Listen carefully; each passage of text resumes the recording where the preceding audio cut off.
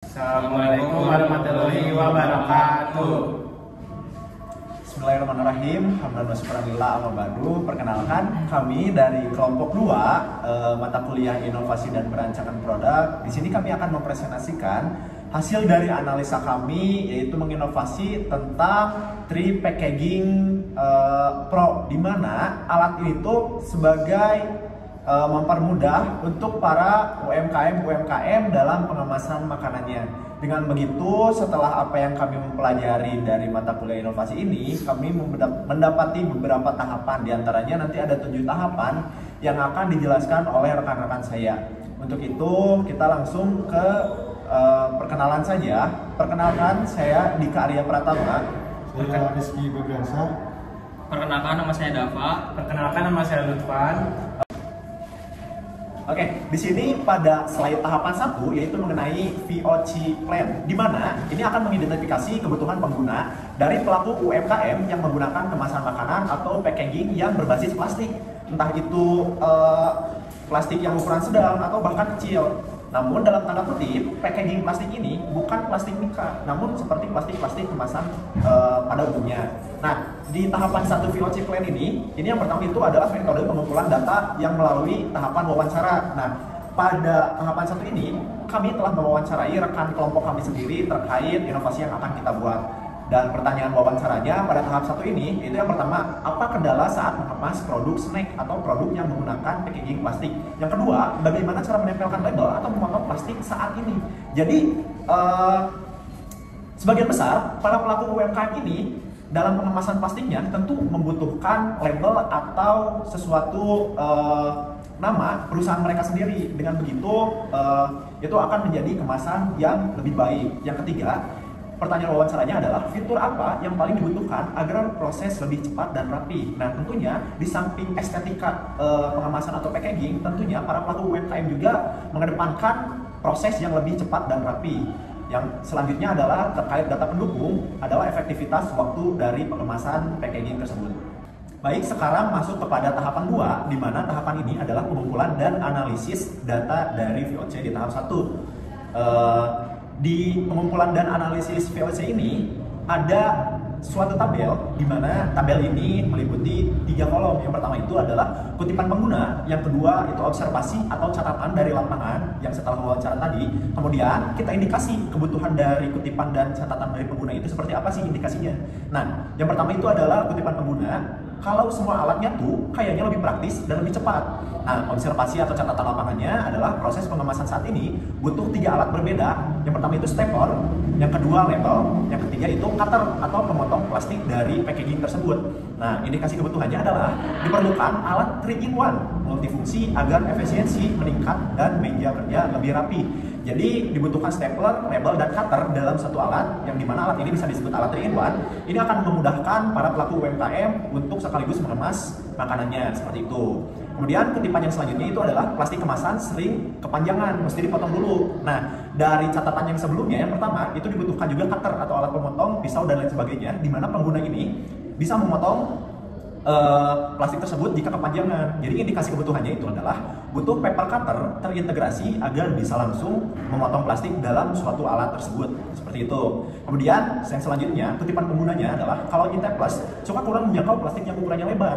Nah, dalam inovasi kita itu kita akan membuat staplernya itu bisa 3 arah. Jadi nggak cuma satu arah mencapit doang, tapi stapler tersebut bisa diputar menjadi 3 arah. Kemudian kita inovasikan dengan menambahkan fitur-fitur seperti label, kemudian cutter yang akan memotong plastik atau packaging yang terlalu panjang. Nah, indikasi kebutuhannya dari stapler kurang menjangkau plastik tadi adalah diperlukan stapler 3 arah yang bisa menjepit dari atas, samping, dan diagonal agar fleksibel untuk kemasan yang lebih besar nantinya. Kemudian kutipan pengguna yang selanjutnya itu adalah nempelin stiker label. Itu cukup ribet karena stiker-stiker mungkin ukurannya lebih besar dan mungkin nanti akan berantakan ketika nanti para pelaku usaha tersebut mengelupas stikernya.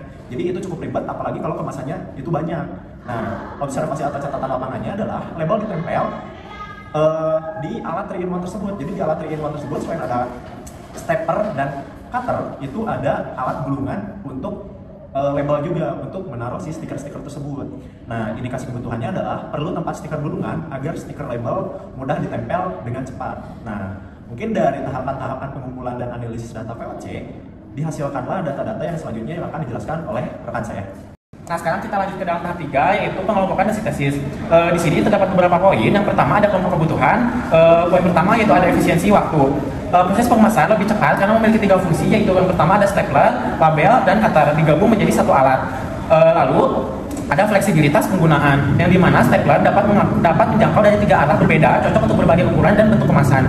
Nah, 2 tadi yang saya sebutkan termasuk ke dalam fungsi utama dalam alat tersebut.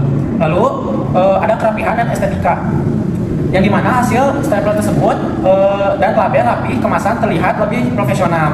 Di sini termasuk dalam kategori emosional karena memiliki kepuasan tersendiri gitu. Hasil dari pemotongannya itu akan rapi dan profesional. Lalu yang keempat ada kenyamanan pengguna. Desain alat ringan, ergonomis, dan tidak membuat tangan cepat, lelah, dan digunakan lama. Yang saya sebutkan barusan itu termasuk dalam ergonomis karena tidak membuat tangan cepat lelah dan nyaman digunakan. Lalu yang kelima ada keamanan pemakaian. Nah, di sini tuh termasuk dalam kategori keselamatan karena pisau pemotong memiliki pelindung ujung, otomatis dan aman dari luka kerja. Lalu yang terakhir ada kemudahan pemeliharaan. Nah, jika komponen seperti pisau dan gulungan label rusak, maka komponen tersebut bisa diganti dengan mudah untuk melakukan perbaikan. Nah, lalu tahap selanjutnya itu tahap 4 tentang prioritas kebutuhan yang menggunakan model Canon. Model Canon sendiri yaitu klasifikasi kebutuhan pelanggan berdasarkan dampaknya terhadap kepuasan pelanggan. Nah, di dalam Trip Packaging Pro ini memiliki beberapa fitur, yaitu yang pertama ada fungsi stapler 3 arah, di mana fleksibilitas arah stapler perlu ditingkatkan. Desain kepala bisa diputar-putar.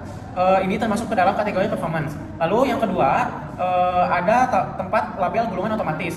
Nah, ini tuh termasuk kategori ketertarikan karena dapat menarik para UMKM untuk memiliki alat ini. Yang dimana maksudnya fitur ini menjadi nilai tambah yang memudahkan dan menarik para UMKM seperti untuk packaging produk yang mereka produksi seperti yang teman saya jelaskan. Lalu yang ketiga ada keharusan, yang dimana harus ada keamanan wajib terjamin agar alat tidak beresiko melukai pengguna seperti luka sayat. Lalu yang keempat ada desain ergonomis, yang dimana berat alat perlu dijaga kurang dari 500 gram agar digunakannya tetap nyaman meskipun digunakan dalam waktu lama.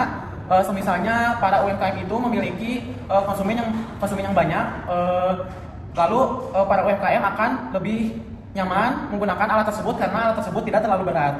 Lalu desainnya ringan. Nah, ini tuh bisa termasuk kategori excitement, yaitu seperti tidak sabar ingin menggunakannya karena fitur pembela utama dari alat biasa memberikan nilai bagi para pengguna. Selanjutnya di sini ada tahap 5, yaitu formulasi customer requirement statement. Di sini tuh menuliskan setiap kebutuhan dalam bentuk kalimat deskriptif. Yang pertama itu pengguna ingin alat yang dapat menstaples dari berbagai arah tanpa perlu memutar kemasan. Selanjutnya, pengguna ingin slot stiker yang mudah digulung dan tidak kusut. Yang ketiga, pengguna ingin pemotong plastik yang aman dan juga presisi. Yang keempat, pengguna berharap alatnya itu ringan, mudah dibawa, dan tidak makan banyak tempat. Yang terakhir, pengguna berharap alatnya memiliki desain menarik dan juga efisien. Selanjutnya di sini ada tahap ke-6, yaitu translasi ke critical to quantity atau CTQ3 menggunakan pendekatan pohon CTQ. Yang pertama itu kita dapat ada driver 1, kekuatan tekanan. Tekanan staplesnya itu harus lebih dari 20 Newton. Selanjutnya ada driver 2, pelancaran gulungan. Torsi putar untuk gulungannya itu harus kurang dari 0,3 Newton per meter. Selanjutnya ada driver 3, keamanan ketajaman.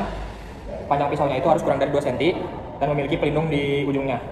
Selanjutnya ada driver 4, berat dan ergonomi. Berat totalnya itu harus usahakan kurang dari 500 gram. Driver 5, dimensi dan bentuk, panjangnya itu kurang dari 20 cm dan juga desain pegangannya dibuat melengkung. Selanjutnya ada tahap 7, formulasi spesifikasi CTQ, tabel translasi POC CTQ. Di sini ada voice of customer, kebutuhan teknis, CTQ, parameter, target dan toleransi, metode ukur, definisi operasional. Kalau semua alatnya tuh kayaknya lebih praktis dan lebih cepat. Untuk kebutuhan teknis, alat memiliki fungsi 3-in-1, stapler, label, dan cutter dalam satu desain terintegrasi. Sehingga ada CTQ, parameter, waktu pengemasan per unit atau per detik. Target toleransi di sini kurang lebih dari 17 detik. Metode ukur, uji coba langsung 10 kemasan, hitung rata-rata waktu pengemasan. Selanjutnya ada plastik kemasan sering kepanjangan mesti dipotong dulu. Kebutuhan teknisnya, pisau pemotong cutter terpasang dalam alat dan mudah digunakan. Ceteki krometer, panjang pisau terbuka. Untuk target toleransi kurang dari 2 cm. Untuk metode ukur panjang pisau terbuka dan uji kemampuan potong pada plastik kemasan. Selanjutnya, kalau menyat teples suka kurang menjangkau plastik yang lebar. Untuk kebutuhan teknis, mekanisme stapler dapat digunakan dari 3 arah berbeda untuk berbagai ukuran kemasan. Ceteki parameter, susut jepit atau derajat dan tekanan staples. Untuk target dan toleransi, sudut lebih dari 120 atau tekanan 20 Newton. Dan metode ukur, definisi, uji arah tapling pada berbagai posisi, ukuran gaya tekan dengan force gauge. Selanjutnya, menempelin stiker label cukup ribet, apalagi kalau kemasan banyak. Untuk kebutuhan teknis, tempat label gulungan atau roller berjalan lancar tanpa macet dan mudah ditarik. Ceteki parameter, prinsip putar gulung Newton mm. Untuk target dan toleransi kurang lebih 0,3 Newton meter.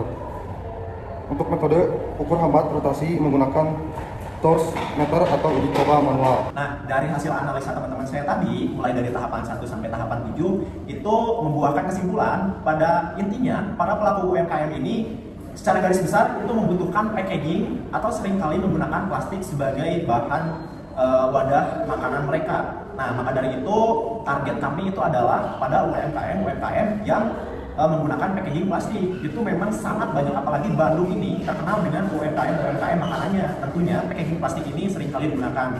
Nah, sebuah inovasi terbaru tidak hanya staples saja, tidak hanya satu alat saja, melainkan kita akan menginovasi 3 alat sekaligus menjadi satu alat, yang dimana ergonominya dapat, yang dimana kenyamanannya dapat, dan dimana efektivitas atau efisiensi waktu pengemasannya juga menjadi lebih cepat gitu. Karena packaging ini tidak lepas dengan namanya stapler, tidak lepas dengan namanya stiker, tidak lepas dengan namanya cutter atau pemotong dari plastik tersebut. Maka dari itu kami dari kelompok 2 menginisiasi stapler 3 arah ini menjadi 3 alat sekaligus yang namanya Tri Packaging Pro. Oke, mungkin sekian yang bisa kami presentasikan mengenai hasil analisa kami terkait dengan inovasi yang akan kita buat, yaitu Tri Packaging Pro untuk mempermudah para pelaku UMKM dalam pengemasan makanannya.